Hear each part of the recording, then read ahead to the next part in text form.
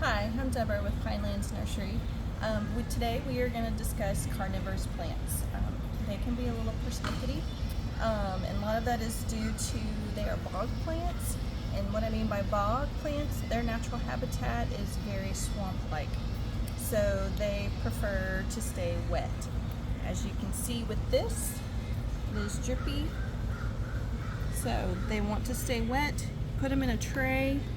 And put it, I would say, up to at least a 1/4 inch, maybe not quite that much for these little guys, but just enough so that it will actually stay wet. The other common mistake with carnivorous plants is people use tap water.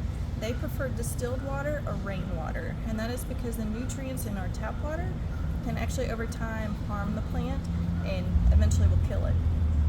The second thing is they don't get enough light. Carnivorous plants like bright light.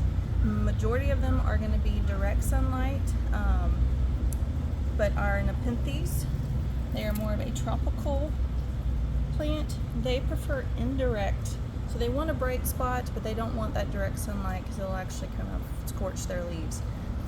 And then for pruning, when you have the dead pitchers, you can just actually snip those off. If the leaf becomes brown, you can actually snip it as well. It will not harm the plant. If you plan to repot your plant, as we can see, this one right here is getting bigger, so that's a good thing. If you go to replant it, use a combination of peat moss, sphagnum moss, and sand. That helps with some drainage, but it also holds moisture and keeps that bog sensation for them. If you're having a hard time with the feeding, you can catch live flies and feed it to them.